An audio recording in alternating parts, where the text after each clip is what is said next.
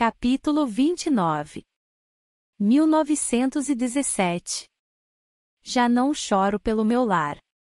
Não poderia dizer por quanto tempo viajamos, pois os dias e as noites se fundiam, e o sono se tornará um visitante fugaz e esporádico. A alguns quilômetros de Mannheim, minha cabeça começara a doer, e logo fui acometida por uma febre que me deixava ora tremendo de frio, ora lutando contra o desejo de tirar as poucas roupas que restavam.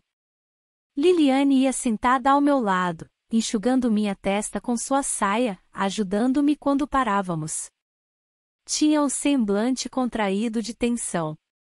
Já vou melhorar, eu lhe dizia, obrigando-me a acreditar que isso não passava de um resfriado, uma consequência inevitável dos últimos dias, da friagem, do choque. O caminhão sacolejava e contornava as poças, a lona ondulava, deixando entrar respingos de uma chuva gelada, e a cabeça do jovem soldado balançava, seus olhos se abriam com os solavancos maiores e nos fitavam com uma súbita expressão de fúria, como nos alertando a ficar onde devíamos. Eu cochilava encostada em Liliane e acordava periodicamente, observando o pequeno triângulo de lona que expunha rapidamente a paisagem que deixávamos para trás. Observei as fronteiras bombardeadas e esburacadas darem lugar a cidades mais em ordem, onde havia fileiras inteiras de casas sem danos visíveis, as vigas negras sobressaindo contra o revestimento branco, os jardins repletos de arbustos podados e canteiros bem cuidados de vegetais. Passamos por vastos lagos, cidades movimentadas, caminhos sinuosos no interior de florestas de abeto, onde o veículo gemia e seus pneus lutavam para encontrar um ponto de apoio em trilhas de lama. Liliane e eu recebíamos poucos alimentos, canecas de água e pedaços de pão preto, jogados para dentro da carroceria como se atirariam restos para porcos. E quanto mais a febre subia, menos eu ligava para a falta de comida. A dor em meu estômago era abafada por outras dores. Na cabeça, nas articulações, na nuca. Meu apetite desapareceu, e Liliane tinha que insistir para que eu deixasse a água descer pela minha garganta dolorida, lembrando-me que eu devia comer enquanto havia comida, que eu tinha que ficar forte. Tudo o que dizia tinha uma sutileza, como se ela sempre soubesse muito mais do que optava por dizer a respeito do que nos esperava. A cada parada, seus olhos se arregalavam de ansiedade, e mesmo que a enfermidade confundisse meus pensamentos, o medo dela se tornou contagioso. Quando Liliane dormia, seu rosto se contorcia com pesadelos.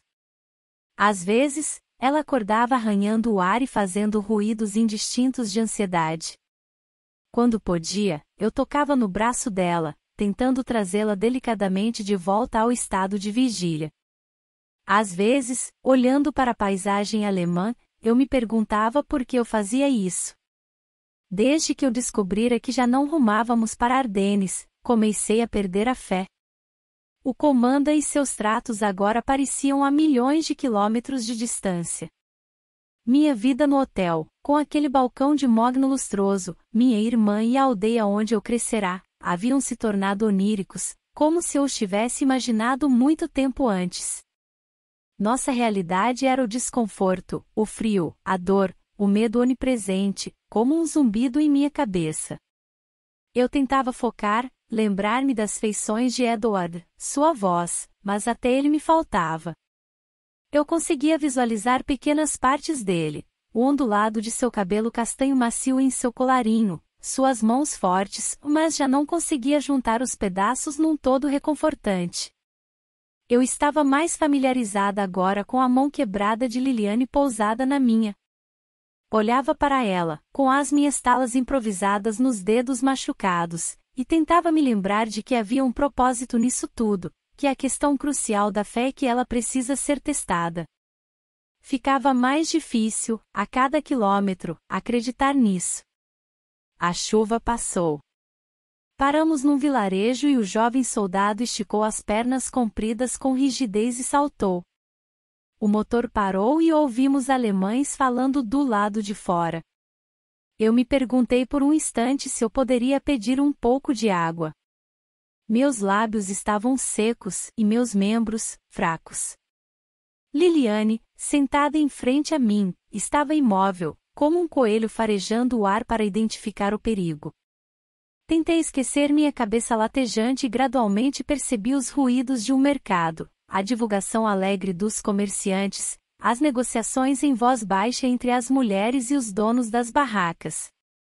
Só por um instante, fechei os olhos e tentei imaginar que os sotaques alemães eram franceses, e que aqueles eram os ruídos de Street Perone, o pano de fundo da minha infância. Imaginava minha irmã, sua cesta embaixo do braço, pegando tomates e berinjelas, sopesando-os e devolvendo-os. Eu quase sentia o sol no rosto, o cheiro do salsichon, da fromagerie, me via andando devagar por entre as barracas. Então a lona subiu e apareceu o rosto de uma mulher. Foi tão inesperado que, sem querer, quase deixei escapar um grito. A mulher me olhou e, por um segundo, achei que ela fosse me oferecer comida, mas ela se virou, ainda segurando a lona com a mão pálida, e gritou algo em alemão. Liliane atravessou tropega a caçamba do caminhão e me puxou. Cubra a cabeça, sussurrou ela. O quê? Antes que ela pudesse dizer algo mais, uma pedra atravessou a traseira do veículo e me acertou com força no braço. Olhei para baixo, confusa, e veio mais outra, atingindo em cheio a lateral da minha cabeça. Pisquei, e apareceram mais 3 ou 4 mulheres, com expressões de ódio, carregando punhados de pedras, batatas podres, pedaços de pau, quaisquer que fossem os mísseis que encontrassem à mão. Urem! Liliane e eu nos encolhemos no canto, tentando cobrir a cabeça enquanto os projéteis choviam sobre nós. O impacto machucava minha cabeça, minhas mãos. Eu estava prestes a gritar para elas: por que fazem isso? O que lhes fizemos? Mas o ódio em seus rostos e suas vozes me congelou. Essas mulheres realmente nos desprezavam. Elas nos estraçalhariam se tivessem chance. O medo me subiu à garganta como bilis. Até aquele momento, eu não o sentirá como uma coisa física, uma criatura capaz de abalar minha noção de quem eu era, destruir meus pensamentos, soltar meus intestinos com o terror. Rezei para que fossem embora, para que aquilo tudo parasse. E então, quando me atrevi a erguer os olhos, vi o jovem soldado que viajara conosco. Ele estava em pé, mais afastado, acendendo um cigarro, calmamente olhando para a praça do mercado. Então fiquei furiosa. O bombardeio continuou provavelmente por alguns minutos, mas pareceram horas. Um caco de tijolo acertou minha boca, e senti o visgo metálico do sangue no lábio. Liliane não gritava, mas estremecia em meus braços a cada objeto que nos acertava. Eu me segurava a ela como se não houvesse mais nada de sólido em meu universo. Então, de repente, o bombardeio parou. Meus ouvidos cessaram de vibrar e um fio quente de sangue escorreu para o canto do meu olho. Só consegui distinguir uma conversa do lado de fora. O motor foi ligado, o jovem soldado embarcou descontraidamente na caçamba e o veículo seguiu. Um soluço de alívio me encheu o peito. Filhos da puta, sussurrei em francês. Liliane apertou minha mão com a mão boa. Corações palpitando, voltamos, trêmulas, para os nossos bancos. Quando finalmente saímos do vilarejo, a adrenalina aos poucos se esvaiu do meu corpo, e eu me vi quase morta de exaustão. Tive medo de dormir, medo do que poderia vir a seguir, mas Liliane, com os olhos esbugalhados, examinava o pequeno trecho de paisagem visível pela lona. Uma parte egoísta minha sabia que ela olharia por mim, que não tornaria a dormir. Deitei a cabeça no banco, e, quando minha pulsação finalmente voltou ao normal, fechei os olhos e me permiti afundar no nada. Havia neve na parada seguinte, uma planície desolada, apenas com um arvoredo e um galpão em ruínas para quebrar a paisagem plana. Fomos retiradas do veículo no lusco-fusco e empurradas na direção das árvores, instruídas em silêncio, com o aceno de uma pistola, quanto ao que devíamos fazer. Não sobrava mais nada dentro de mim. Tremendo e febril, eu mal me aguentava em pé. Liliane foi mancando para a privacidade relativa do galpão, e, enquanto eu a observava, a paisagem oscilava ao meu redor. Afundei na neve, vagamente consciente dos homens batendo os pés ao lado do caminhão. Parte de mim se deliciava ao sentir o frio gélido nas pernas quentes. Deixei o ar frio se instalar na minha pele, o sangue esfriar nas minhas veias, usufruindo da breve sensação de estar novamente com os pés no chão. Olhei para o céu infinito, onde surgiam minúsculas estrelas cintilantes, até ficar tonta. Forcei-me a recordar as noites, tantos meses antes, quando eu achara que ele poderia estar por ali, olhando para as mesmas estrelas. Então, com o dedo, abaixei-me e escrevi na superfície cristalina, Edward. Um tempo depois escrevi o nome de novo do meu outro lado, como se para me persuadir de que ele era real, em algum lugar, e que ele, e nós, havíamos existido. Escrevi o nome, pressionando a neve com meus dedos azulados, até estar rodeada por ele. Edward, Edward, Edward.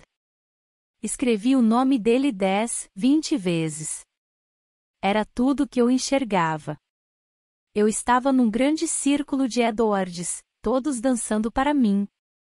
Seria tão fácil tombar ali, sentar em meu palácio de Edward e deixar tudo ir embora. Recostei-me um pouco e comecei a rir. Liliane saiu de trás do galpão e parou. Eu a vi olhando para mim e, em seu rosto, de repente enxerguei a mesma expressão que Ellen tinha, uma espécie de exaustão, não de dentro, mas de um cansaço do mundo, uma incapacidade momentânea de decidir se esta era uma luta que ela ainda tinha energia para enfrentar. E algo me fez retroceder. Minha saia está molhada, eu disse. Era a única coisa sensata que consegui pensar para dizer. É só a neve. Ela me puxou pelo braço para me levantar, espanou a neve, ela mancando e eu cambaleando, passamos pelos soldados pouco curiosos e suas pistolas e tornamos a subir no caminhão. Luz. Liliane estava me olhando nos olhos, tapando minha boca com a mão. Pisquei e, sem querer, resisti a ela, mas ela levou o dedo aos lábios. Ela esperou até eu fazer um sinal de cabeça, mostrando ter entendido, e, enquanto ela retirava a mão, percebi que o caminhão parara de novo. Estávamos numa floresta. Havia uma camada de neve com trechos manchados no chão, silenciando ruídos e movimentos. Ela apontou para o guarda. Ele estava dormindo pesado, esticado no banco, a cabeça deitada na mochila. Roncava, completamente vulnerável, o coldre visível, vários centímetros do pescoço descobertos acima do colarinho. Vi minha mão entrar involuntariamente em meu bolso, tocando no caco de vidro. Pule, sussurrou Liliane. O quê? Pule. Se ficarmos naquela vala, ali, onde não há neve, não deixaremos pegadas. Eles podem acordar a horas de distância daqui. Mas estamos na Alemanha. Falo um pouco de alemão. Vamos encontrar um jeito de sair. Ela estava animada, cheia de convicção. Acho que não a tinha visto tão viva desde Street Perone. Pisquei para o soldado adormecido, depois para Liliane, que agora levantava cuidadosamente a aba da lona, espiando a luz azul. Mas eles vão atirar em nós se nos pegarem. Eles vão atirar em nós se ficarmos. E se não atirarem em nós será pior. Venha. Esta é a nossa chance. Ela falou apenas com um movimento de lábios, fazendo um gesto para que eu pegasse a minha bolsa. Levantei-me. Olhei para o bosque. E parei. Não consigo. Ela se virou para mim. Ainda levava a mão quebrada junto ao peito, como se temesse que algo esbarrasse nela. Agora, à luz do dia, eu enxergava os arranhões e hematomas em seu rosto onde os objetos haviam acertado no dia anterior. E engoli em seco. E se eles estiverem me levando para Edward? Liliane olhou para mim. Está louca? Sussurrou. Venha, Sophie. Venha. É a nossa chance. Não consigo. Ela se agachou de novo, olhando nervosa para o soldado adormecido, depois agarrou meu pulso com a mão boa. Sua expressão era feroz e ela falou como se falaria com uma criança particularmente burra. Sophie. Eles não estão levando você para Edward. O comandante disse. Ele é alemão, Sophie. Você o humilhou. Mostrou-o como sendo menos que um homem. Acha que ele vai retribuir com bondade? É uma esperança tênue, eu sei. Mas é só o que me resta. Enquanto ela me olhava, puxei minha bolsa para mim. Olhe, vai você. Leve isso. Leve tudo. Você consegue. Liliane agarrou a bolsa e espiou pela traseira, pensativa. Preparou-se como se calculando aonde seria melhor ir. Observei o guarda, aflita, temendo que ele acordasse. Vá. Eu não entendia por que ela não se mexia. Virou-se para mim devagar, agoniada. Se eu fugir, eles vão matar você. O quê? Por ajudar na minha fuga. Vão matá-la. Mas você não pode ficar. Foi pega distribuindo o material da resistência. Minha posição é diferente. Sophie. Você foi a única que me tratou como humana. Não posso ter sua morte na consciência. Eu vou ficar bem. Sempre fico. Liliane Bethune olhou para minhas roupas sujas, meu corpo magro e febril, agora tremendo na friagem matinal. Ela ficou ali em pé por muitíssimo tempo, depois se sentou pesadamente, largando a bolsa como se já não lhe importasse quem ouvisse o barulho. Olhei para ela, mas ela desviou o olhar. Ambas nos sobressaltamos com a trepidação do caminhão quando o motor pegou. Ouvi um grito. O caminhão arrancou muito devagar, sacolejou ao passar numa poça, jogando-nos de encontro à lateral da carroceria. O soldado deixou escapar um ronco gutural, mas não se mexeu. Peguei o braço dela, sibilando. Liliane, vá. Enquanto pode. Você ainda tem tempo.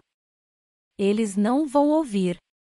Mas ela fingiu não me ouvir. Empurrou a bolsa para mim com o pé e sentou-se ao lado do soldado ferrado no sono. Encostou na lateral do caminhão e ficou olhando o vazio. O caminhão saiu da floresta para uma estrada aberta, e viajamos os quilômetros seguintes em silêncio. Ao longe, ouvimos tiros, vimos outros veículos militares. Diminuímos a velocidade ao passarmos por uma coluna de homens andando com dificuldade, vestidos com roupas cinzentas esfarrapadas. Iam cabisbaixos. Eram como espectros, nem sequer se pareciam com gente de verdade. Observei Liliane olhando para eles e senti a presença dela no caminhão como um peso morto. Ela poderia ter conseguido se não fosse por mim. Poderíamos ter conseguido juntas. Quando minhas ideias ganharam clareza, vi que provavelmente eu havia destruído sua última chance de reencontrar a filha. Liliane. Ela balançou a cabeça, como se não quisesse ouvir. Prosseguimos. O céu escureceu e recomeçou a chover, uma chuva com neve gelada, que pinicava minha pele ao passar pelas frestas do teto. Minha tremedeira se intensificou, e a cada buraco uma dor lancinante percorria meu corpo como se disparada por um raio. Eu queria dizer a ela que sentia muito. Queria lhe dizer que sabia que tinha feito algo terrível e egoísta. Eu deveria ter concedido sua chance. Ela estava certa. Eu vinha me enganando ao achar que o comanda me recompensaria pelo que eu fizera. Finalmente, ela falou. Sophie? Sim. Eu estava muito desesperada para ela falar comigo. Devo ter soado pateticamente ansiosa. Ela engoliu em seco, fitando seus sapatos. Se algo acontecer comigo, você acha que Ellen vai cuidar de Edith?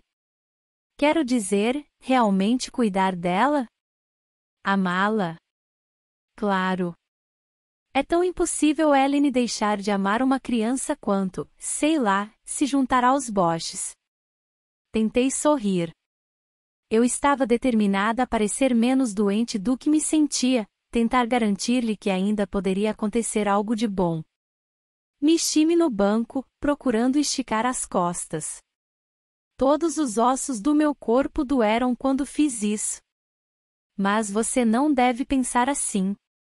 Vamos sobreviver a isso, Liliane, e depois você vai para casa encontrar a sua filha. Talvez em uns meses. Liliane levou a mão boa ao rosto, seguindo uma cicatriz arroxeada que lhe descia do canto da sobrancelha até a bochecha. Parecia concentrada. Muito longe de mim. Rezei para que minha convicção a tivesse tranquilizado um pouco. Sobrevivemos até agora, não? Continuei. Já não estamos mais naquele caminhão de gado infernal. E estamos juntas. Com certeza o destino deve ter nos olhado com bondade para fazer isso. De repente, ela me fez lembrar Ellen em seus dias negros. Eu queria tocar no braço dela, mas estava muito fraca. Mal conseguia me manter reta no banco de madeira. Você tem que continuar tendo fé. As coisas podem voltar a ser boas. Eu sei. Você acha mesmo que nós duas podemos ir para nossa terra? Para Street Perone? Depois do que fizemos? O soldado começou a se endireitar, esfregando os olhos. Parecia irritado, como se nossa conversa o tivesse acordado. Bem, talvez não agora, gaguejei. Mas podemos voltar à França. Um dia. As coisas serão. Estamos na terra de ninguém agora, você e eu, Sophie. Não temos mais o nosso país. Liliane levantou a cabeça então. Seus olhos eram enormes e escuros. Ela estava, agora eu via, completamente diferente da brilhante criatura que eu vira passando vaidosa pelo hotel. Mas não eram só as cicatrizes e os hematomas que modificavam sua aparência. Algo dentro dela fora corrompido, maculado. Você acha mesmo que os prisioneiros que acabam na Alemanha algum dia saem de lá? Liliane, por favor, não fale assim. Por favor. Você só precisa, minha voz foi sumindo. Sophie, minha querida, com a sua fé, seu otimismo cego na natureza humana. Ela meio que sorriu para mim, e foi uma coisa terrível e sinistra. Você não tem ideia do que eles vão fazer conosco. E com isso, antes que eu pudesse dizer alguma coisa, ela arrancou a pistola do coldre do soldado, apontou para a própria cabeça e puxou o gatilho.